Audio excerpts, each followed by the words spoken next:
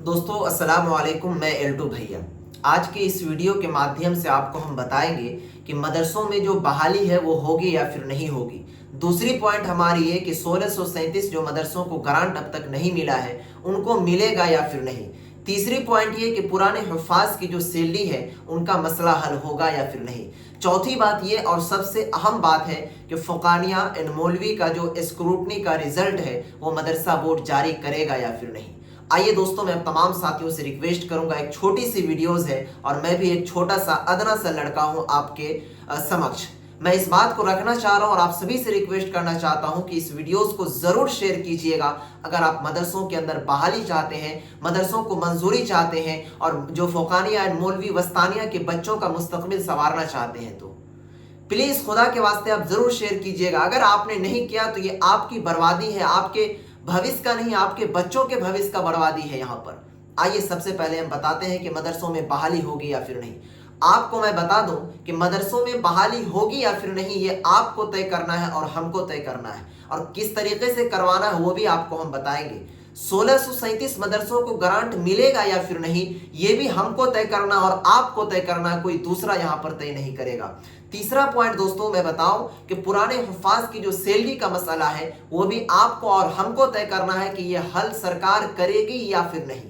उसके बाद दोस्तों जो टीचर का मसला है, ठीक है, बहुत सारे ऐसे असातिज़ा हैं जिनका पेमेंट से संबंधित है, इनका भी मसला हम और आप मिलकर तय करेंगे कि किस तरीके से उनको करवाना है। उसके बाद दोस्तों यहाँ पर फ़ुक़ानिया मौलवी के स्क्रूटनी के रिजल्ट से संबंधित है, ये भी मामला को आपको तय करवाना है। इंशाअल्लाह अगर आपने जो जो चीज़ें मैं बता रहा हूँ पॉइंट को, अगर आपने उन चीज़ों को सही सलामत किया तो मैं उम्मीद करता हूँ सरकार के जितने भी अधिकारी हैं वो भी आपके घुटने टेक देंगे।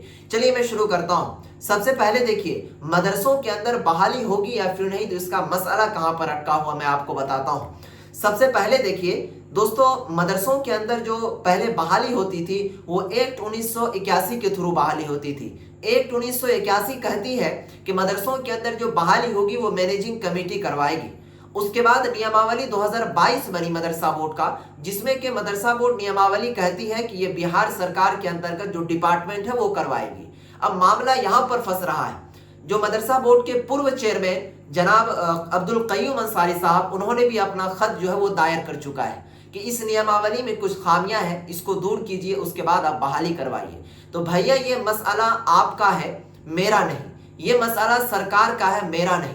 मैं सरकार को भी कहना चाहूँगा आप लोगों के माध्यम से, या तो आप एक काम कीजिए, या तो 1981 एक्ट जो है मैनेजिंग कमेटी, इसके थ्रू आप बहाली करवा दीजिए, या नहीं तो नियमावली जो 2022 बनी है उसके थ्रू आप बहाली करवा दीजिए। यही में आपकी भलाई है। वरना आप याद रखिए, आपको मदरसा बोर्ड के डेवलपमेंट के जो ऑर्गेनाइजेशन है जनाब मेहताब आलम साहब, उन्होंने भी अल्टीमेट दे दिया है, और मैं भी और तमाम असातिज़ा की ओर से और तमाम साथियों की ओर से अल्टीमेट दे रहा हूं कि अगर आपने 15 दिनों के अंदर अंदर ये सारे चीज़ों के ऊपर, जैसे बहाली और भी बहुत सारे चीज़ अगर नहीं किया तो पूरा पटना जाम होगा। आप याद रख लीजिएगा। मैं छोटा सा अदना सा इंसान हूं, लेकिन हमारे साथ आप लोग जैसे शख्सियत की दुआ है। उसके बाद यहाँ पर 1637 को ग्रांट मिलेगा या फिर नहीं, इसके हवाले से मैं आपको बात बता रहा हूँ कि अभी जो मदरसा बोर्ड के जो 7 साला प्रोग्राम में जनाब नीतीश कुमार साहब कह रहे थे, और भी जो वहाँ पर जो आला अधिकारी थे, कि हमने मदरसों के असातिज़ा की सैलरी 70,000 कर दिया। चेयरमैन साहब भी कह रहे हैं। लेकिन आपको मैं याद दिला दूं, चेयरमैन साहब और बिहार के जो मुख्यमंत्री साहब है उनको मैं कहना चाहूँगा कि आपने 70,000 सैलरी मदरसा बोर्ड के 5,000 असातिज़ा में से 1,000 को आपने कर दिया, तो क्या कर दिया? कुछ नहीं किया। आपको तो मैं ये कह रहा हूं कि अगर आप वही 70,000 में से जो 1637 मदरसों को आपने ग्रांट नहीं दिया है उसको ग्रांट दे करके, बजाय उसको 70,000 सैलरी को आप 50,000 करके 20,000 सैलरी भी कम से कम इन असातिज़ा को दे दीजिए, तो घर का रोशन ही नहीं चिराग जल जाएगा और बेहतर जल जाएगा।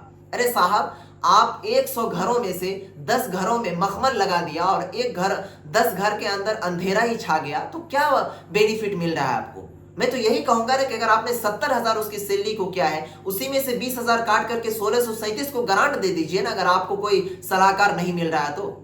जो मंजूरी असातिज़ा के बार बार डॉक्यूमेंट जा रहे हैं आपके पास, उन चीज़ों को आप देख नहीं रहे, समझ नहीं रहे, बस आप टारगेट पर टारगेट, नोटिस पर नोटिस दे रहे हैं, भेज रहे हैं, इसका कोई अंदेशा ही नहीं लग रहा। अब क्या कर रहे हैं? उसी 70,000 के सैलरी को घटा दीजिए ना आप, जो 1,000 असातिजा को दे रहे हैं। यहां पर उससे अधिक तो 4,000 असातिजा भूखे नंगे मर रहे हैं। उनके बाल बच्चों का परवरिश देखने वाला कोई नहीं है। यहां तक कि उस 7 साला प्रोग्राम में लोग ने अपने माँ बेटी के जेवरात को बंधक बना करके रखा है। याद रखिए, अगर आपने नहीं किया तो आपको भी ये टारगेट दिया जा रहा है। 15 दिनों के अंदर, ये मैं ही नहीं सभी साथियों से रिक्वेस्ट करूंगा कि आप भी टारगेट कीजिए और वीडियो को शेयर कीजिए, तमाम अधिकारियों तक पहुंचाइए कि पूरा पटना जाम होगा। और याद रखिएगा, अगर आपने ना बहाली करवाई, ना 1637 मदरसों को ग्रांट दिलवाई और जो पुराने हुफ्फाज की सैलरी का मसला है ये हल नहीं किया, तो आने वाला जो वक्त है बहुत करीब है। और हम लोगों के पास दिमाग ही नहीं, बहुत जबरदस्त दिमाग है और अकल भी है, तो आपको सबक भी सिखा दिया जाएगा, याद रखिएगा। उसके बाद दोस्तों, यहां पर मदरसा बोर्ड को इसमें जो है ना, अब क्या कहें, जुबान से बहुत गलत अल्फाज निकल रहा है, लेकिन फिर भी मैं उसको कंट्रोल कर रहा हूं कि मदरसा बोर्ड की सबसे बड़ी गलती देखिए, मदरसा बोर्ड बच्चों के साथ कितना बड़ा खिलवाड़ कर रहा है। अरे सलीम परवेज साहब चेयरमैन, आपको भी मैं कह रहा हूं, और मदरसा बोर्ड के जो नाज़िम इम्तिहानात जनाब दिलशाद मुस्तकीम साहब, आपको भी मैं कह रहा हूं, आपने फुकानिया और मौलवी एग्जाम 2025 वाला लिया, उनके रिजल्ट को भी दिया। जो बच्चे उस रिजल्ट से संतुष्ट नहीं थे, उनका आपने चैलेंज के लिए, जिसको स्क्रूटनी कहा जाता है, फॉर्म भरवाया आपने 15 मई 2025 तक। अब मुझे यह बता दीजिए कि 15 मई 2025 तक आपने चैलेंज का फॉर्म भरवाया, उसमें 200 रुपए पर सब्जेक्ट का आपने लिया। सपोज कीजिए कि अगर 100 बच्चा ही उस फॉर्म को भरा होगा इस मंशा से कि मैं दोबारा उसके कॉपियों की चेक करवा लूं चैलेंज वाला, तो मेरा रिजल्ट आ जाएगा। आज 4 महीने बीतने को है साथियों, बिहार के तमाम असातिज़ाए कराम, आपको मैं याद दिलाता हूं, आज 4 महीने बीतने को है, लेकिन मदरसा बोर्ड की ओर से स्क्रूटनी के ऊपर कुछ भी इंफॉर्मेशन नहीं आया। इससे बड़ा घटिया और क्या चीज हो सकता है? थोड़ी सी भी शर्म नहीं आ रही? बच्चों के साथ किस तरीके का आप दुर्व्यवहार कर रहे हैं। और हद तो तब हो गई कि बिना स्क्रूटनी का रिजल्ट जारी किए हुए आप बच्चों के रजिस्ट्रेशन को शुरू कर दिए, एग्जामिनेशन फॉर्म को भरवाना शुरू कर दिए, उसका लास्ट डेट भी दे दिए। थोड़ा सा भी शर्म नहीं आ रहा आपको कि मान लीजिए कि जो बच्चे रिजल्ट से संतुष्ट नहीं होते वो अपना दोबारा फॉर्म भरवाते, लेकिन आप बच्चों के मुस्तकबिल के बारे में सोचते हैं। आप तो कहते हैं कि हम अल्लाह को हाजिर और नाजिर रख करके हमारे दिलों के अंदर कोई खोट नहीं है, तो ये बच्चों के भविष्य के साथ किस तरीके से आप खिलवाड़ कर रहा है कि जो स्क्रूटनी के रिजल्ट में कितने बच्चों ने फॉर्म भरा होगा? ज्यादा से ज्यादा मदरसे के बच्चे 200 से 250 फॉर्म भरे होंगे। हमको नहीं लग रहा है कि 200 से 250 भी फॉर्म भरे होंगे स्क्रूटनी वाला। मैं बिहार के तमाम अधिकारियों से भी कहना चाहूंगा, प्लीज आप इस वीडियोस को खुदा के वास्ते मैं कह रहा हूं कि जितने भी अधिकारी हैं, नीतीश कुमार हो, चाहे शिक्षा मंत्री हो, डीओ हो, डीएम हो, सबको टेक करके शेयर कीजिए ताकि मदरसा बोर्ड की दुर्व्यवहारी भी पता चल सके। आज 4 महीने बीतने को, लेकिन उनका स्क्रूटनी का रिजल्ट मदरसा बोर्ड नहीं दे रहा बच्चों का। इससे बड़ा नुकसान और क्या हो सकता है बच्चों का? उसके बाद दोस्तों आपको मैं बताऊं कि अगर आपने इस वीडियो को शेयर नहीं किया तो इसमें मेरा तो कुछ नहीं होगा, लेकिन आने वाला जो मुस्तकबिल है ना, वो बच्चों का बर्बाद हो जाएगा। अभी मदरसा बोर्ड की वेबसाइट का भी वही हाल है, सारा नोटिस को ये ऑफलाइन जारी करता है, लेकिन मदरसा बोर्ड का ऑफिशियली इनका वेबसाइट बना हुआ है, उस वेबसाइट पर तक अपलोड नहीं करता। बच्चे कहां से नोटिस देखेंगे? चेयरमैन साहब आप बता दीजिए ना। अभी हालिया में जाकर के कुछ दिनों के बाद इन्होंने रजिस्ट्रेशन वाला नोटिस को जारी किया है। अभी भी आप वेबसाइट पर खोल करके देख लीजिए, हर चीज को ये ऑफलाइन के माध्यम से जारी करा रहे। भैया जब डिजिटल इंडिया है, आपका वेबसाइट पर्सनली बना हुआ है, अभी बच्चों के जो रजिस्ट्रेशन का फॉर्म है, एग्जामिनेशन फॉर्म है, वो सारा चीज उसका डेट बढ़ गया है, लेकिन अब तक उनके वेबसाइट पर मेंशन नहीं किया गया कि हम डेट बढ़ाएं या फिर नहीं, ऑफलाइन के माध्यम से जारी कर दिए।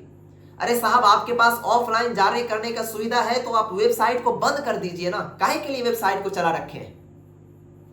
इस जैसे हम लोग जो वीडियो डालते हैं उससे लोग गलत इंफॉर्मेशन प्राप्त कर लेते हैं कि जब वेबसाइट पर डला ही नहीं तो आप बता कैसे रहे। यह भी सोचने वाली बात है कि हर ग्रुप में मैसेज आ जाता है, लेकिन मदरसा बोर्ड के ऑफिशियल वेबसाइट पर नहीं आता है। अभी कुछ दिनों पहले जाकर के उन्होंने डेट दिया है, लेकिन अभी आप देख लीजिए खोल करके वेबसाइट पर जाकर के, जो वे डेट बढ़ा उनके बारे में कुछ नहीं कहा। इसीलिए मैं तमाम साथियों से कहना चाहूंगा और बिहार के तमाम अधिकारियों से भी कहना चाहूंगा और सरकार से भी कहना चाहूंगा, आपके पास सिर्फ 15 दिनों का वक्त दिया जा रहा है। आपने अगर इस विषय में कुछ चर्चा नहीं किया तो याद रखिएगा आने वाला वक्त में आपको भी सिखा दिया जाएगा। मैं इन्हीं सब बातों पर अपनी बात को खत्म कर रहा हूं। आप जरूर बताएंगे, जरूर दुआए जुमला इस्तेमाल कीजिएगा और वीडियो को अधिक से अधिक शेयर कीजिएगा, हर ग्रुप में हर किसी तक पहुंचा दीजिए ताकि मदरसा बोर्ड की खामियां और खराबियां मालूम चल सके। दोस्तों मैं एक छोटा साधना सा इंसान हूं, अगर बोलने में कुछ मिस्टेक हुई तो इसके लिए माजरत चाहूंगा, खुदा के वास्ते माफ कीजिएगा। फिलहाल इस वीडियो को मैं समाप्त कर रहा हूं, तब तक के लिए बाय, खुदा हाफिज, अस्सलाम वालेकुम।